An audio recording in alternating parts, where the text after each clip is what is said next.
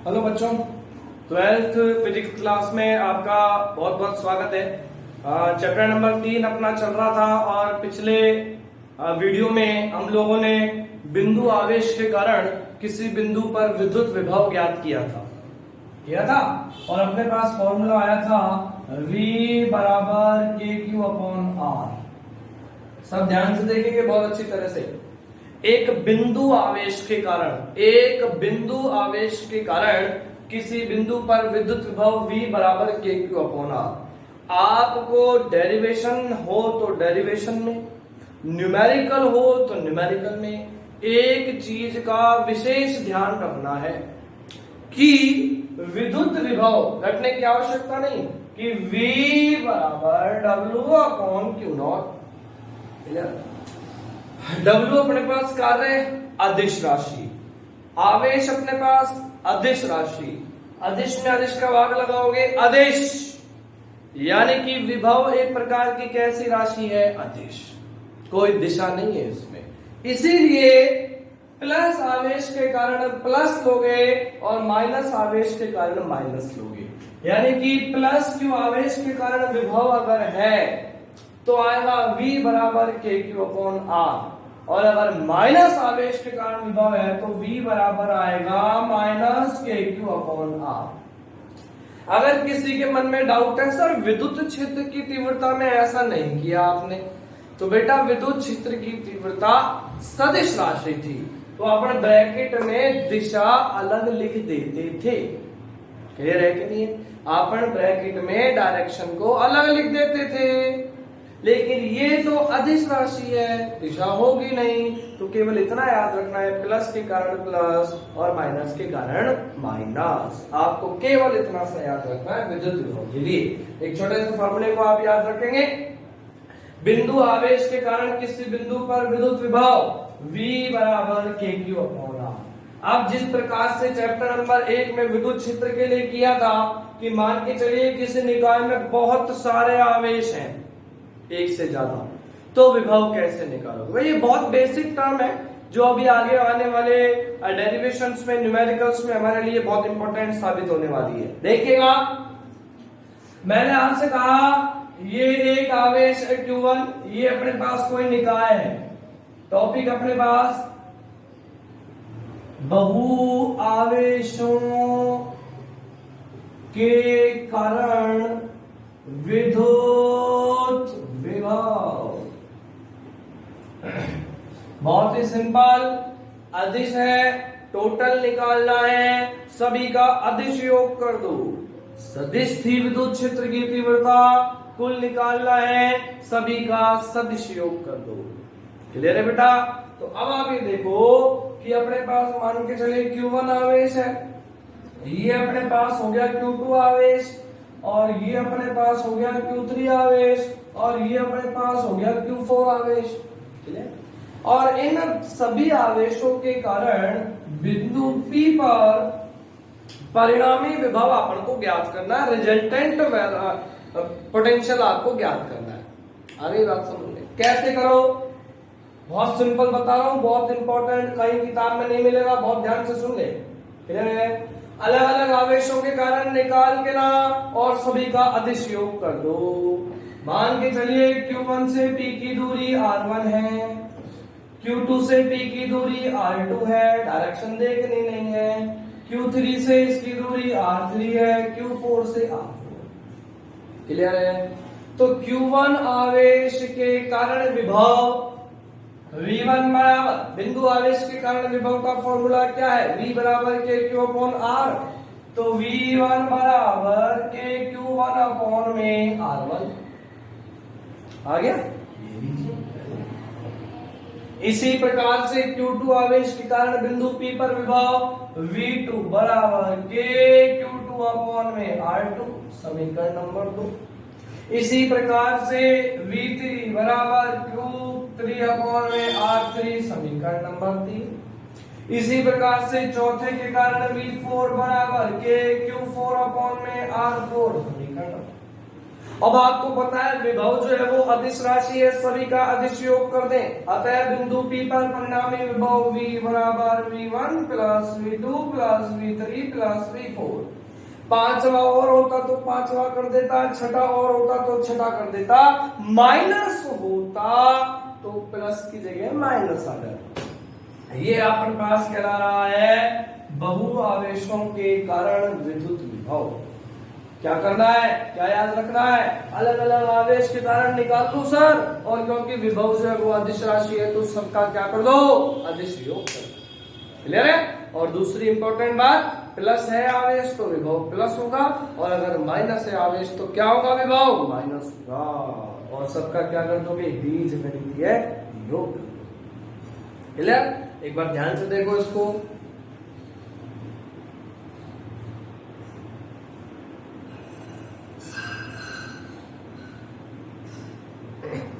अब देखिए इसी टॉपिक से संबंधित एक सबसे बढ़िया टॉपिक हम करते हैं, जो आप लोग कभी भी देखेंगे बोर्ड के एग्जाम में हर 2 साल 1 साल छोड़ के ये डेरिवेशन आपसे हमेशा पूछी जाती है, हमेशा लगभग।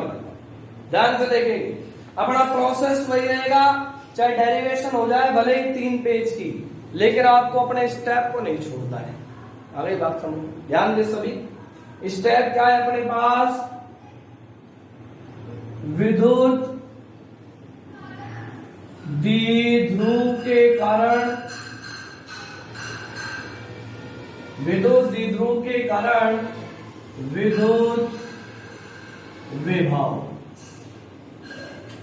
विद्युत द्विध्रुव के कारण विद्युत विभव।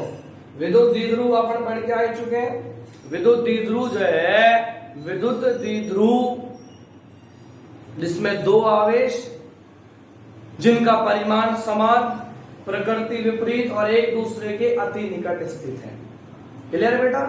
अब देखो मैं आपको थोड़ा सा किताब से अलग कराता हूं, ठीक है, किताब से थोड़ा अलग करते हैं हम।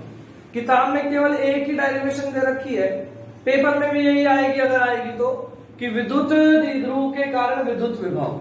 वो नहीं कहेगा आपसे कि आपको अक्ष पर निकालना है, निरक्ष पर निकालना है, वो तो कहेगा किसी भी बिंदु पर निकालना है। लेकिन मैं पहले आपको अभ्यास के लिए 2 अलग डेरिवेशन करा रहा हूं, किताब में नहीं है, इसलिए कभी किताब में देखो और कह दो गुरु जी ने क्या करा दिया। क्लियर। ये अपने अभ्यास के लिए है, ताकि अपन को आगे आने वाली जो डेरिवेशन है वो क्लियर हो जाए। क्लियर। तो मैं केस नंबर 1 इसको कह रहा हूं, ध्यान बोर्ड पे होना चाहिए बहुत क्लियर तरीके से। केस नंबर 1 कह रहा हूं मैं अक्ष पर। कहां कह रहा हूं बेटा, अक्ष पर।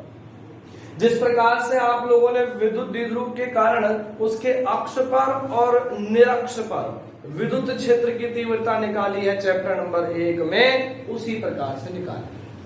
क्लियर। हमने मान लिया, ध्यान देंगे सभी, यहाँ पे छोटी सी डेरिवेशन कंप्लीट करते हैं जल्दी से।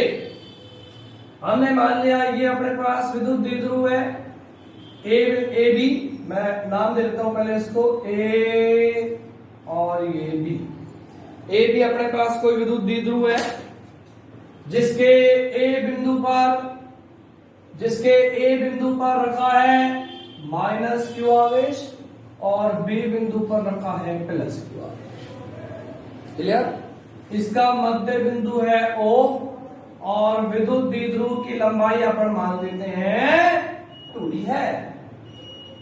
कितनी है, 2d। अपना केस क्या है, अक्ष पर विभव अपन को ज्ञात करना है। कहा ज्ञात करना है, अक्ष पर। हमने मान लिया विद्युत द्विध्रुव के मध्य बिंदु O से स्मॉल r दूरी पर कोई बिंदु P है। अरे बिंदु P कहां है, विद्युत द्विध्रुव के कहां पर है, अक्ष पर है। क्या है परिभाषा, अगर चैप्टर नंबर 1 याद है तो विद्युत द्विध्रुव का अक्ष दोनों आवेशों को मिलाने वाली सीधी रेखा क्या कहलाती है, विद्युत द्विध्रुव का अक्ष कहलाती है। अभी मैंने आपसे कहा ध्यान बोर्ड पे एक एक शब्द सुनना है, वीडियो का पहले बता रहा हूं मैं। बिंदु P पर विभव ज्ञात करना है। बिंदु P पर कितने आवेश नजर आ रहे हैं निकाय में, 2। एक माइनस आवेश, एक प्लस।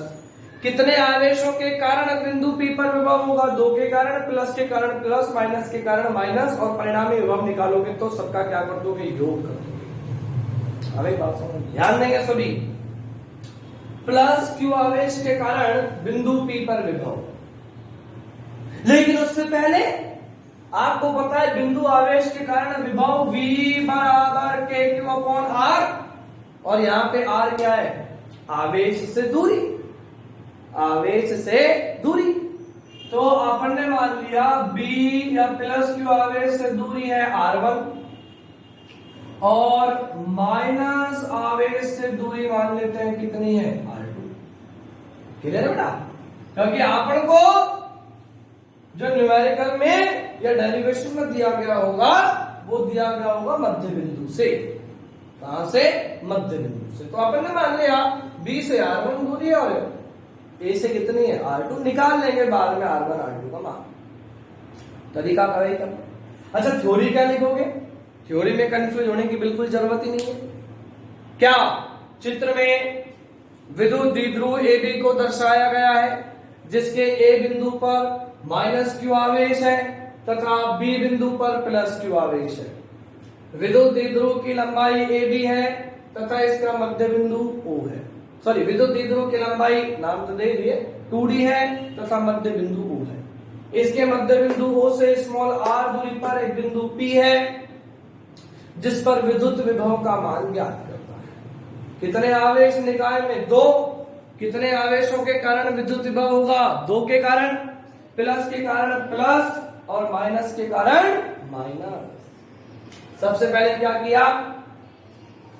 प्लस Q आवेश के कारण बिंदु P पर विभव V1 मान ले, 1 मान ले, और चाहे अगर B बिंदु पर है तो पढ़ने में आसानी रहेगी VB। VB क्या कहेगा? कैसे? यहाँ पे VB क्या कहेगा? कैसे? B बिंदु पर स्थित आवेश के कारण विद्युत विभव। तो VB बराबर क्या आएगा? बता, KQ अपॉन में R। और यहाँ पे कितनी दूरी हो गई? R1, समीकरण नंबर 1। किसके कारण? प्लस Q आवेश के कारण। क्लियर? अब आ जा माइनस Q आवेश के कारण। माइनस Q आवेश के कारण VA नाम दे देता हूं, A बिंदु पर स्थित है ना, तो प्लस के कारण प्लस और माइनस के कारण माइनस। क्या आएगा? माइनस KQ अपॉन में R2, समीकरण नंबर 2। क्लियर है बेटा? 2 आवेश दोनों के कारण निकाल लिया, प्लस के कारण प्लस और माइनस के कारण माइनस। अतः बिंदु P पर परिणामी विभव V बराबर अदिश ना विभव, सबका बीजगणितीय योग कर दो। V बराबर V1 प्लस V2। V बराबर V1 का मान रखा KQ upon R1 plus minus KQ upon में R2। कोई दिक्कत? कॉमन ले ले। R1 R2 नहीं पता, हमने माना है, मान निकालेंगे। बस एक बात जिंदगी भर याद रख कि डेरिवेशन उन पदों में आनी चाहिए जो दे रखा है। तू कितना ही कुछ मान ले, R1 R2 ABCD, वो सबका मान निकलेगा। तो V बराबर KQ कॉमन आ रहा है, KQ को अपन ने ले लिया यहां से कॉमन, क्या आ गया?